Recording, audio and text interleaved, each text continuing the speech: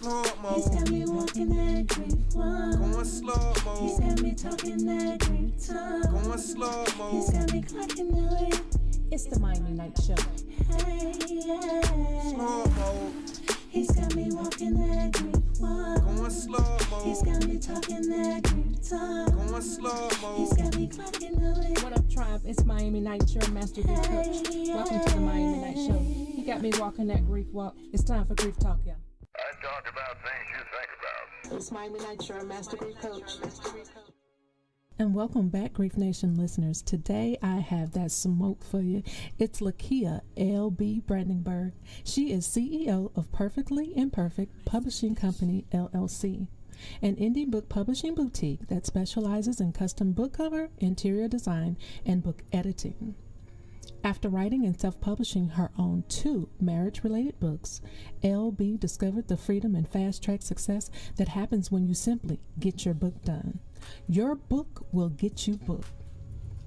As a former classroom teacher, LB's books have paved her entrepreneurial path, getting her book for speaking and MC engagements, like being the official MC for Workplace Slay Weekend, creating her platform as at The Wife Coach, and her signature online masterclasses, appearing on different media outlets and featured in WERK Mag, Black Bride Magazine, Huffington Post, and Rolling Out. LB has contributed to countless book projects, including those of today's most recognizable serial entrepreneurs like David Shands, Networking No Nos, Arnita Hill, Luxurious Credit Guide and Get the Business, and Koereyelle, Work 101, Get Your Life Together collection. Lakia, thank you for coming. Thank you for having me, Miami. Oh, you're so welcome. So what's going on with you? What's up? Everything is up. Well, Life is good. Life is good. No, I am super excited. Let me just, again, thank you. Title is everything. Writing is therapeutic. And it's funny because I started writing, I guess, in my teenage years with journaling. And that's exactly where that idea of it being therapeutic came from. I was just journaling things down and just realizing that I was healing myself from things that I didn't even know I was facing. And just to know that carried me on to where I am today as a publisher, as a book editor, as a book coach, just helping others to find their voice through writing. I just think this is an awesome topic, and I'm just excited to get into it. Oh, thank you so much. I'm so glad that you're here. So tell us about your entrepreneurship journey and just how you started. Absolutely. So 2010, I got to take you back. Okay. Back into time. Now, 2010, I did something that a lot of people do, and I'm sure you have too, Miami. I created a vision board. Have you created a vision board before? Oh, yes, ma'am. Last year. Okay. You see what I'm talking about? So I created my very first vision board, and that was really, it was a pivotal moment for me because I realized that God has been telling me this whole time to write the vision, make it plain. I've been reading about it, but when I really created that vision board, that's when I started seeing the possibilities. That's when I started visualizing and dreaming and believing. And at that time, I was really wanting to write a book. I wanted to share with my girls. I wanted to share with women that, you know what, this whole thing about marriage, like, it isn't all bad. Like, there are some great things in marriage. And if, you really understand what it takes to be a wife, and if he understands what it takes to be a husband, y'all can create your own version or your own example of a happily ever after story. Absolutely. So that's where it really started with that vision board, because from that moment on, I used that vision board to not only write my book, it started my publishing company, and it opened up so many other doors that now, almost 9 years later, I'm reflecting. And I did that today on Instagram and in my Insta stories, just reflecting on the journey and realizing, like, wow, those magazine clippings are manifesting one at a time. Like, those words of affirmation, I'm really walking those things out. So it really started with a vision. The whole journey started with the vision. And today I can honestly say that, no, everything hasn't manifested, but I definitely can see God's hand in this journey so far. Oh, wow. That was so amazing. Thank you so much for sharing that. Wow. Yes. So tell me, what are the benefits of writing your own memoir, you think? Okay, so the memoir, of course, is about you, your life story, not an autobiography. Let's not confuse those. Normally, it's something that happened in your life that you want to really highlight, or something that has helped you to become a better person, or some specific event with you growing up that you want to share with the world. And for me, it was about me understanding who I was as Lakia Brandenberg, first and foremost. Yes. Who did God say I was? That was first and foremost. And it took me back to how I was raised. I mean, I had to really do some reflection and sit back and say, okay, my parents were my first example of marriage. This is what they showed me. It was a lot of arguing, a lot of cussing and fussing, a lot of mental and physical abuse. So that helped me to realize why I was subconsciously didn't realize it, but I was attracting people who were similar to my father. Yeah. And even though they weren't physically abusive, they were mentally abusive or emotionally abusive on my desire to want to be loved. Yes. So I think it was important for me to first understand what it was or what that event was in my life that really helped me to define, okay, this is who you are. This is what you desire. Now, these are the steps that you need to take in order to become the woman, the wife that you say you want to be. So I think it's important that if your story, because a lot of times we all, everybody has a story to tell, Miami, everybody. Yes. But there has to be something significant about your life, and there's significance in your life. But identifying what that significance is, that's going to help the next person in their own journey. Is it going to inspire them? Is it going to persuade them? Is it going to entertain them? What is it about that event? And for me, it was me understanding that my marriage didn't have to be my parents. Yes. I didn't have to have that. So when I realized that, I wanted to share that with other women. Wow. And tell us the name of your book. Oh, so the first book is Picture Perfect. He's not perfect. I'm not perfect. But together, we're picture perfect.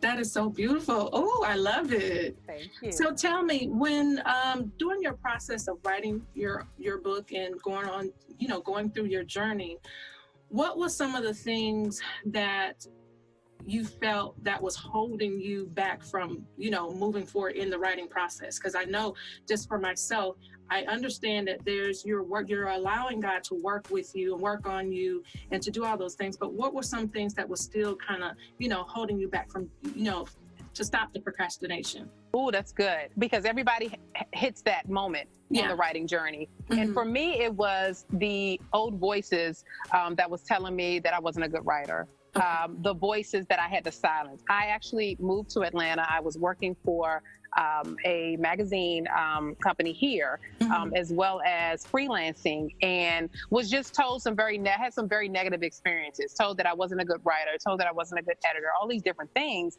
And so I carried that on with me when it was time for me to write that book. Okay. But that day that I really sat down and created that vision board, it was now me looking at, okay, let's speak the possibilities into existence, not what people said. Let's look at, okay, I am a great writer. I am a successful author.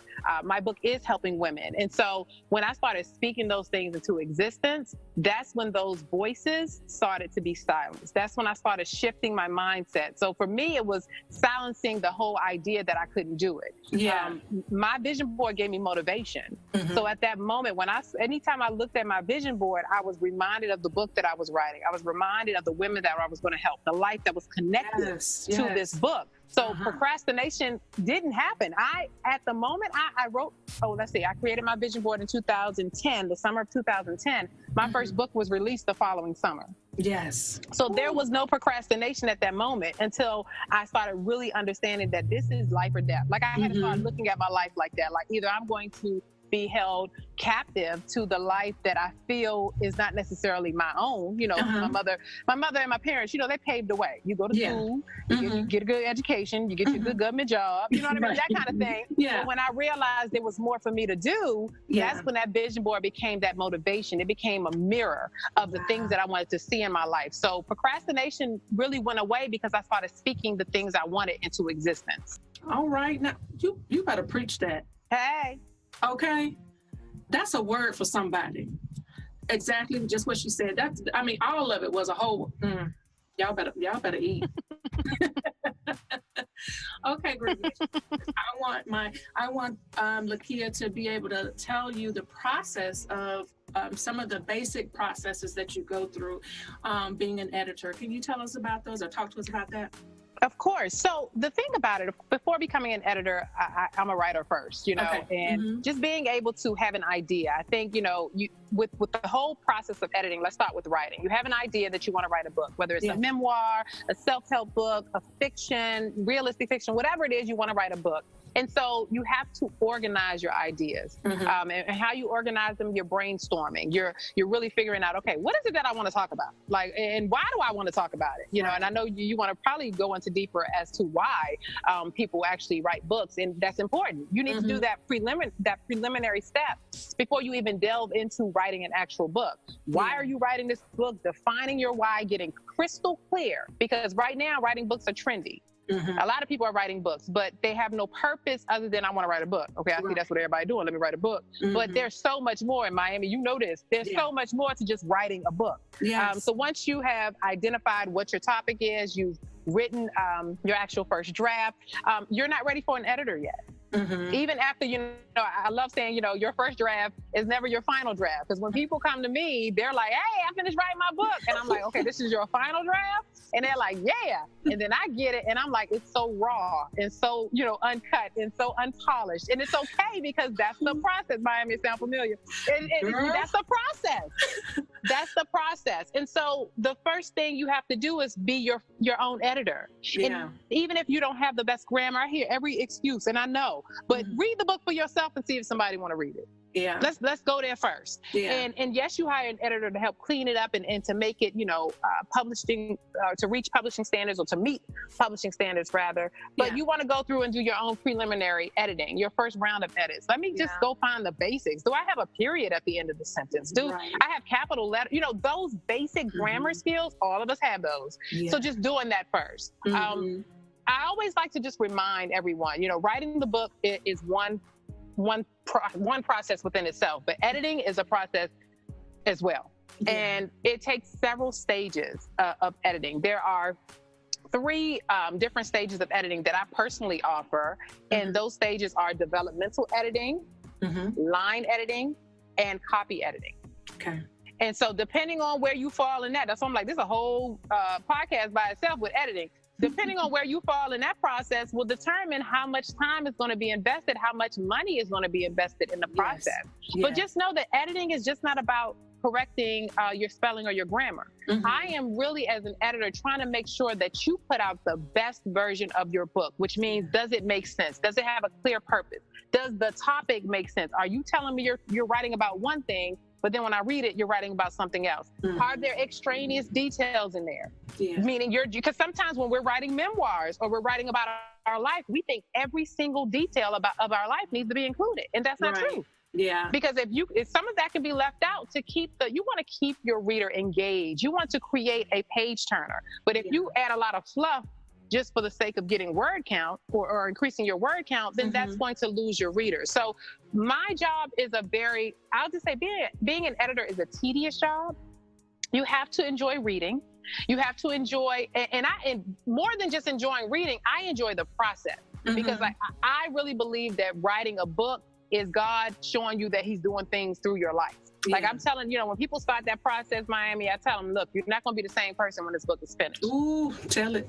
You're not going to be the same person because you're going through, it's like a butterfly, or you're going through transformation, and you're going to get frustrated. You're going to want to quit. You're going to want to throw the book and say, forget it. I thought this was a good idea, but I changed my mind. That editing process will take you there. But if you stay the course, if you trust the process and the editor that you hired, because you want to make sure you have a good relationship with your editor, then that process, you'll see at the end that it was all worth it. Everybody I've worked with who has gone through extensive editing with me are now seeing the benefits of having a good book and getting the reviews and seeing people say, oh my God, this is such a good read. And I'm looking at them like, that easy read that y'all got sure wasn't easy, It sure wasn't easy to make. But so it's a lot with the editing process, but let's just say it's one of those things that you cannot avoid when it comes to writing a book. Right. You being an editor and you see your clients starting to digress and not moving forward, or you're starting to see the procrastination, what are some of the coaching skills that you use to help them to move forward? Or is it just a word, or what when you start noticing it? I sometimes tell them to take a break. It's okay to push pause, because what happens is we're writing a book. Okay, I'm writing a book. I wrote the book. Here you go. Go through the editing stage. But then when you realize that it's not just me saying, okay, capital T, period, when I'm telling you, like, wait a minute, hold up, I don't understand what you're talking about here.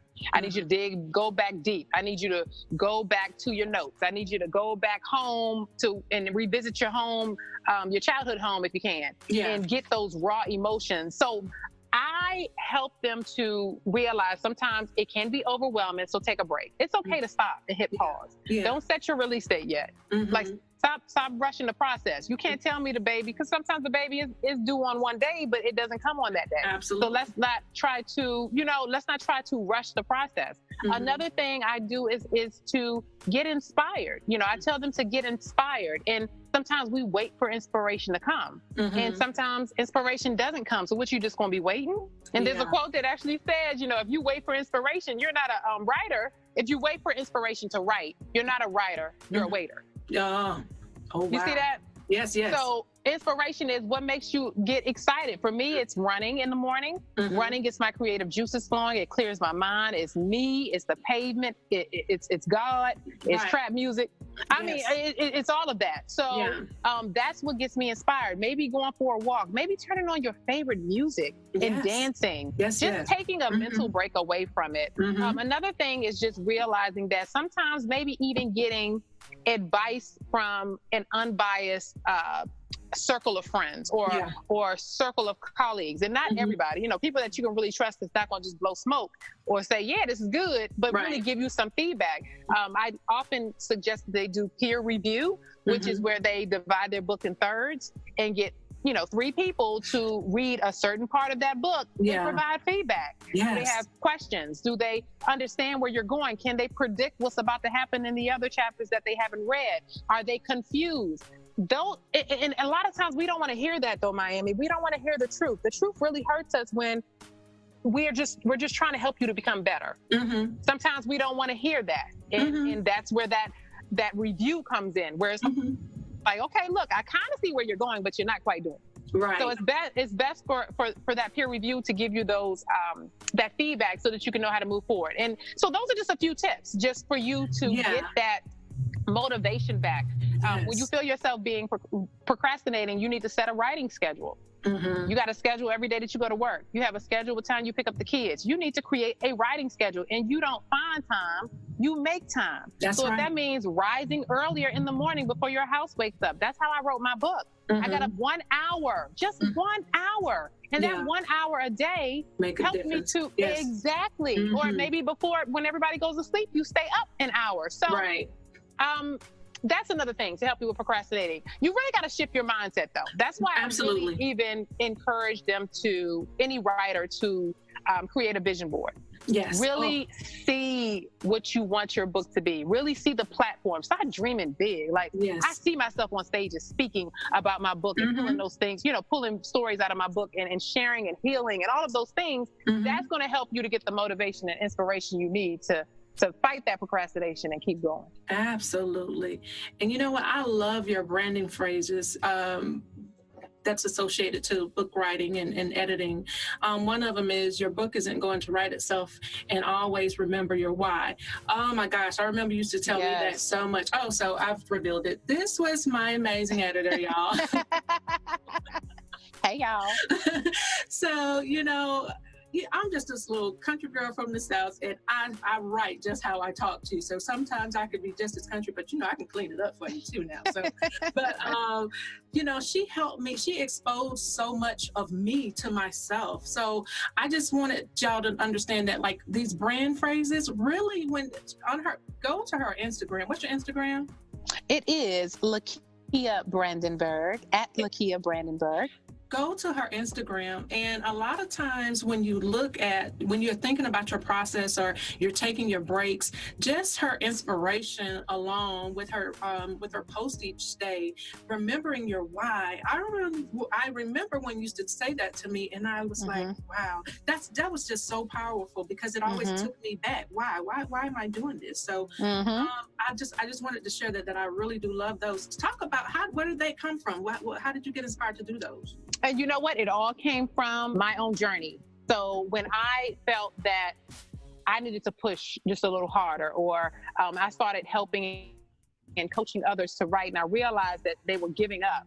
I'm like, wait a minute, but why did you start? Yeah. Well, why did you start in the first place? Who said it was going to be easy? Just because you came up with the idea of writing a book doesn't mean it's going to be all rainbows and sunshine. Yeah. It's going to be a process. So defining your why, it's the conviction behind it. Because if God, mostly everyone tells me God told them to do this. So if God told you to do it, then you have to trust that he's going to show you and give you the provision to make it happen.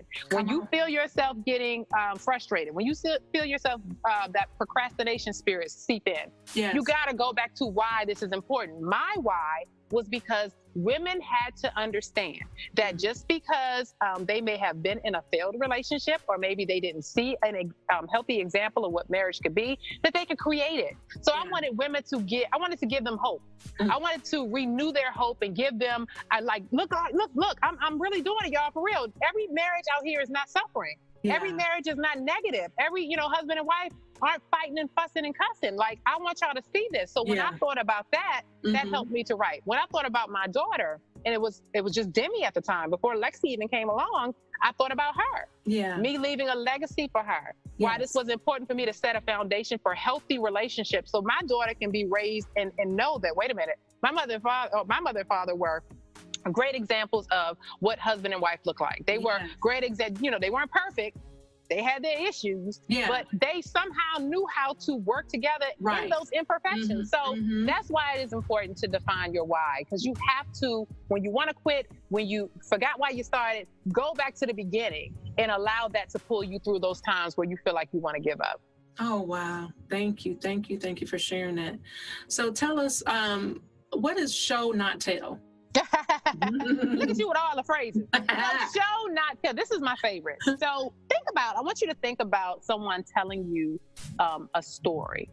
So I can tell you right now, I left the house, I went to the store, came back from the store, put up the groceries. Or I can show you that I went to the store. Okay. The sun was shining brightly as I walked briskly through the parking lot. You know what I mean? So you show, not tell is basically being descriptive. You want to show, meaning tap into the sensory details of your readers. They need to be able to smell what you're writing, to see it, to feel it, to taste it. So in order for you to do that, share a story. Don't just tell me what happened, show me what happened. And so that's what really, people remember stories. People remember and connect to characters. So if you're just telling me your life story, then it's boring. I'm gonna be honest. It's not, I don't want to hear that. I want you to show me what you help me to connect. Oh my goodness, you experienced what? And then I can now emotionally connect with you and look at my own life and say, wow, I can't imagine if that had happened to me. Or, I remember when my cousin went through that, so it helps you to connect the reader and engage the reader and hook the reader when you show and not tell. So I often say that whenever I'm reviewing a manuscript, for them to really tap into their creative side and just really imagine what was happening. Go back to that moment, describe how it felt, what it looked like, what it smelled like, what time of day it was. What did the person, describe what they were wearing. All of those different things help to create a movie in your mind. Okay. See, you just make me speechless. I mean, just you know this, Miami. You know this. Even though I know this, and you've told me, and I've seen it in my own memoir, which you put it over there on the side. I'm like, dang it. Look, first of all, I used to go through mine like, how many comments do I have? Each edit, I used to be like, oh my God. Miami, tell everybody the truth, because I'm not your favorite person during this process. I'm not. And I say it. I said, you ain't going to like me. Let me tell y'all, first of all, It's so funny when you just think that you're done. When you first initially submit your first, I just thought I was done. You know, she can do everything else. Let her fix all that mix. Capital T's. Now, I had just begun my journey. I had not gone through what happened within a year's time. So me thinking that I was all ready and she was going to do the rest did not happen. Let's just say that. It was work, and she made me work in it. But the what I got out of it was I was able to. It was during that time my story revealed itself to me. Because I had no clue at the time. You just, when you're on your journey, you don't know what's going on. You're just going through. You're just allowing the Spirit to help move you and guide you and lead you to the other people that you're needing to be connected with. Right. And when I started finding all of these wonderful spirits and people who was also aligned to my story and I'm aligned to theirs, I was able to put more, add more to the book, because like I said, I started in April with just what I had, but it was not the total finish of the ending of the product. But all along the way, every draft that we went through, you helped me clean it up. You helped me dig deep. Thank you. Thank you. Okay, so what should we do with those old journals that we have just laying around? Ooh, that when I say those are books, and some of the content may be able to be used, because when you read Picture Perfect, that is my journal. That is my journal entry.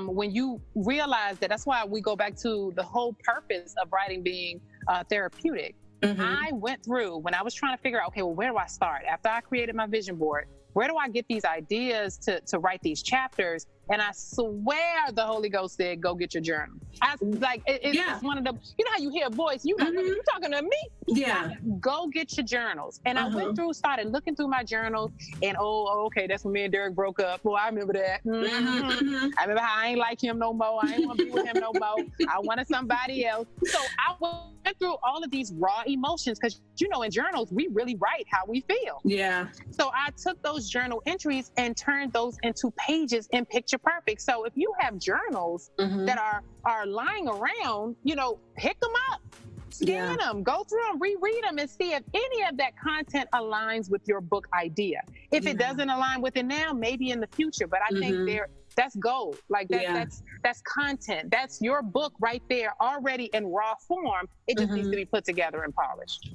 All right. Now, why does word count? Word count. Okay, so for those of you all who may not know, your word count is how many words are on your paper. And I always say that, or within your document, I always say word count counts, because when you're writing a book, your word count is converted into pages. So if sometimes people don't realize that, 3,000 words may seem like a whole lot. You're like, oh, girl, I done wrote this book 3,000 words. And I'm like, okay, now if we took those 3,000 words and converted it into an actual book, you got like 6 pages. So what are we doing here? Right. So you have to, I think it's important to understand, not to get so caught up on word count, but I just need you to understand that at the end of the day, it does count. Some people are in the this day and age, we don't want to read 200-page books. A lot of people don't have time to do that. Audiobooks are really, popular these days, but most of my clients want to write a book no more than 150 pages, just to be honest with you. And so it's important that, knowing that's your visual for your book, for me to give you some type of goal to set yourself when it comes to word count. So 25,000 to 30,000 words. That sounds like a whole heck of a lot of words, especially after you just wrote 3,000 words and you think you finished. So I think it's important that you, of course, do all of the work on the front end. This is where you are, again, brainstorming your ideas. You're looking at your chapters or your potential chapters. Like, what do I want to talk about? What are some things? Right. So for me, when I sat down to write Picture Perfect, I knew that I had to, one, touch on my childhood. So instead of trying to come up with a name for the actual chapter, I just wrote childhood. Yeah. Okay? Just keep it simple. I knew I had to talk about my parents' marriage, so I wrote that. Then I started thinking about, I got to talk about my friends' marriages, because when I saw them getting married, I got jealous. Yeah. So let me write about that. Let me write about, how I thought that, I was, Derek say, I think I'm hot chocolate. So how I thought I was hot chocolate, it had to get my stuff together. You know what I mean? I wasn't ready to be a wife. In fact, I was more concerned with getting married. Did y'all catch that? Yeah. I was more concerned with being married than being a wife. So I wrote all of those things down, and then I was able to pull from the experiences that I've had. Oh, I can tell them about the time that Derek came up to Maryland and surprised me. And that's when I knew our relationship was stronger than I thought, you know, and so I went back and I showed you that story. I didn't just tell you, I went through the emotion of when I saw him and how I felt and what it looked like outside as we were celebrating my graduation and all of these different things. So when it comes to word count, in order to do something like that, you have to break it down per day. That's one thing. That's one strategy. I often tell my clients to write about 250 words a day. That's not a lot of words. That's a very small paragraph. And if you think about it, that adds up quickly. By the end of the week, if you only write for 5 days, you have 1,000 words. So you got to look at it like that. Instead of being overwhelmed with the whole cake, like, okay, wait a minute, 35,000 words or 30,000 words, let's take it one day at a time. And I promise you that 250 words will turn into 1,000, 1,000 will turn into 5, and next thing you know, you have a 30,000 word count, and you're ready to convert that into some pages that, you know, your book won't feel like a pamphlet. You don't want that. No, we don't want that. So tell me, why is it so important for an entrepreneur to write a book? I think honestly, books are the new business card. Books also, they give you the stamp of approval. They deem you an expert in your field. And I think honestly, it's another stream of income as an entrepreneur. It helps you, it brings credibility to who you are as an entrepreneur. And I didn't become an entrepreneur and then write a book. My book became the passport to the life I want to live. That's another thing I say. And what I mean by that is that it opened up so many amazing doors. So even if you're not an entrepreneur yet, even if you desire to one day maybe start a business, do know that your book is your business. Yes. Do know that your book, you become an authorpreneur. And so now you're doing not just writing a book, but now you're looking at maybe creating courses from your book. And that's what my book has enabled me to do. My book has created speaking opportunities for me. I've been on TV, radio, podcast interviews with Miami, you know, all because I had a book. My book opened up those doors. I have an exclusive online masterclass called Teach Me How to Be a Wife. That came from my book. So all of these different streams or different avenues that have come from my book made me an entrepreneur. So that's why I think it's important. I think because the possibilities are endless. So if you look at it from that perspective, even if you are, with you being an entrepreneur already, Miami, and seeing that this can create not just, you know, more, it can create more awareness. And when you do different events, you have a product that you can sell. People can take a piece of you home with them. Now that you know, have somehow engaged them through your speaking engagement or whatever it is. So I definitely think it's a great opportunity for you to connect with people on a more a personal level, and just showing them who you are in your field.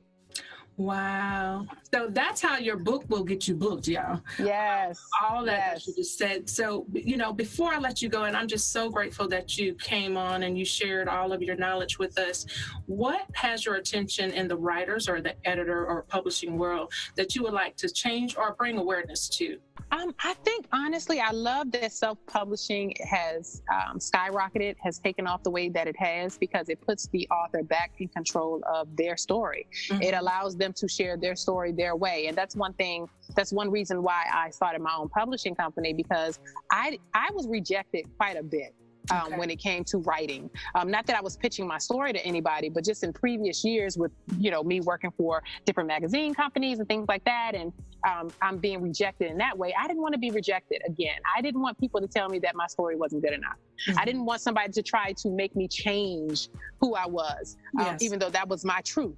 And so it allowed me to take back ownership. So I honestly just think when it comes to the industry within itself, just really being crystal clear on the process, because a lot of people don't understand the process. Like, it's a real process when it comes to actually putting out a quality book, not just putting out any old kind of book. Because self-publishing has a bad rep because of the type of books that I can write a book about grass and just put it out, and I have it edited, and it can be on Barnes & Noble and Amazon tomorrow. So I think that standard may need to change. But then again, you know, it's like, wait a minute, is it my prerogative to have errors and all that stuff, or is that not standard?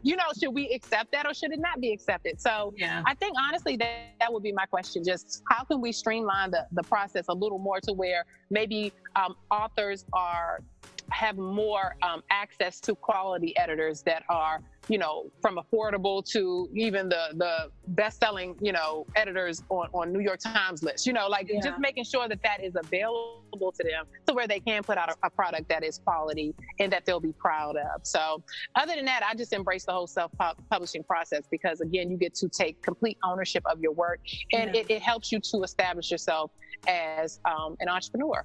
Wow. Okay. Thank you so much. How can my Grief Nation listeners reach you? Where can they find your information about your masterclass and just all your streams of social media? Absolutely. So on social media, as far as book editing is concerned, you can follow me on Instagram at Lakia Brandenberg. But if that is too hard for you to spell, go to The Wife Coach, which is my other page, which is the page that was actually birthed from my book. And allowed me to start my platform as a wife coach, where I am helping women to get rid of the fairy tale syndrome and create a more realistic version of marriage. And so I am coaching wives and wives-to-be. I have a 6-week online masterclass. All that information is on that page. So The Wife Coach and Lakia Brandenberg on the other Instagram page. So if you need to contact me, my email address, all of that info is in my bio. So definitely shoot me a DM or email, and let's talk about getting this book done. All right. Thank you so much, Lakia. I surely appreciate you coming on the show today. You're welcome. Thank you for having me. You're welcome. Well, there you have it, Grief Nation listeners, and thank you for tuning in to Why Writing is Therapeutic with Lakia L.B. Brandenburg. Stay tuned for upcoming Grief Talk segments each Monday in the month of April. Love and light. I'm your Master Grief and Energy Coach, Miami Knight. Shop at My Night Collections, where all things are decor, and get your bedding, draping, decorware, event supplies, and more. Click, shop, and adore at My Night Collection Decors.